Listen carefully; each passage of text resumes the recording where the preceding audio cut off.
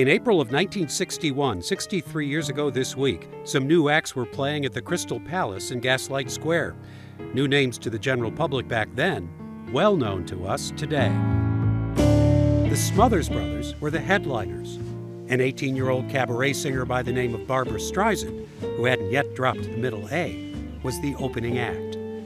They had both just recently appeared for the first time on national television on Jack Paar's Tonight Show.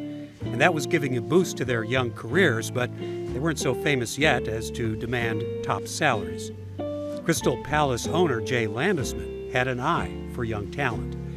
In her new autobiography, Barbra Streisand recalled the stained glass and chandeliers of the Crystal Palace. She said it was the fanciest place she'd played in so far. After her opening set, she said she enjoyed watching the Smothers Brothers folk music comedy act from the back of the room.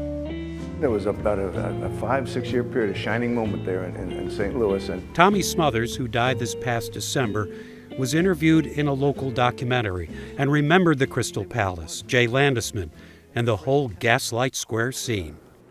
Oliver says, Gaslight Square. I mean, everybody there was into something.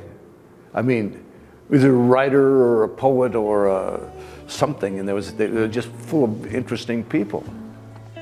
One of those interesting people was Fran Landesman, Jay's wife, who came back to St. Louis in 2008 to perform her own cabaret show.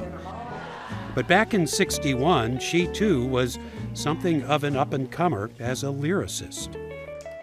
But once we opened that bar, and I met Tommy Wolfe, who got me started on the whole songwriting career, I blossomed. And then also bringing Lenny Bruce and baby Barbra Streisand and all those people. And Barbra Streisand remembered her and her song Spring Can Really Hang You Up the Most and added it to her repertoire. This was the heyday of Gaslight Square. Then it became more commercialized, more touristy, less bohemian, less edgy. Before its eventual decline, Jay and Fran Landesman had moved on to London.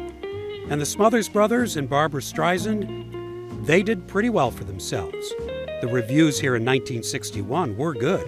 The Smothers Brothers were called one of the funniest acts seen in a long time.